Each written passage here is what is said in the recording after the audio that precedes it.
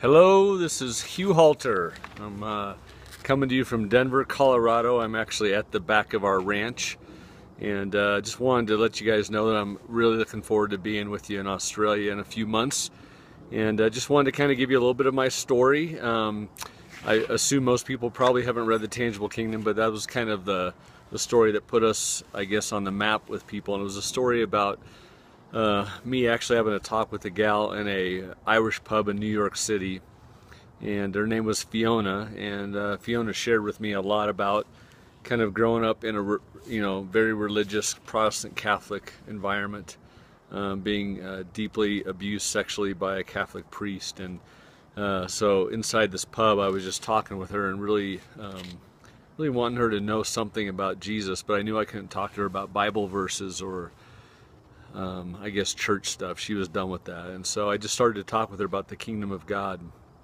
And she kept, strangely, she kept asking me. She's kept saying, hey, tell me more about the kingdom. And so for over, I guess, 3 nights, I just kind of talked with her. And then the last night I showed up, and she actually rallied a bunch of her friends, and she said, hey, that's the guy that I was telling you about. You have to hear how he talks about God. And so she had to work, but she rallied all of her friends around a bar. And she said, hey, tell them that stuff you were telling me about the kingdom of God. And they all loved it. And at that point in my life, I was a pretty jaded kind of ex-pastor. And only an ex-pastor because a whole bunch of people from inside the church found our church and really began to mess it up. A lot of legalism, a lot of churchiness, a lot of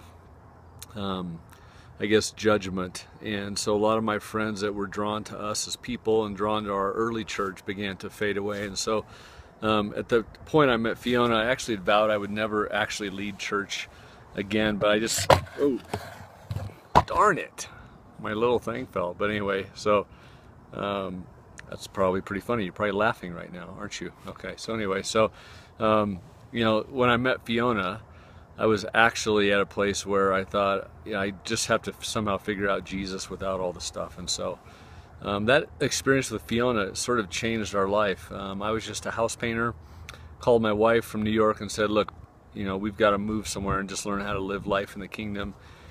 And that story happened again in Denver, where all of a sudden a church was born out of us trying desperately not to do organized religion. And so, one of the questions that was given to me was, what is my thought for the church? And I'll be honest with you, it's a struggle for many of us because we see the decline of the church. But the thing that keeps me in it, and I hope it's the thing that keeps all of us in it, is that the church that Jesus envisions is this worldwide family. It's not so much this institutionalized thing that many of us think about. And so I'm excited to come and talk with you about, where Jesus says, I'm going to give you the keys to the kingdom in Matthew 16, and he says, and I will build my church. That's what we're going to talk about, is we humans doing what we do best, and that is learning to live life in the kingdom and let God do what he does best, which is build the church. So I'll give you a few other thoughts on some other topics, but that's really why I'm excited to be with you guys. I think God has a heart and a plan for Australia. And I know that many of you probably feel like it's not going that well, just like it's not going that well here in the States. But Jesus is always going to be good news, and his gospel is always going to be good news. And he will build his church. So I look forward to being with you.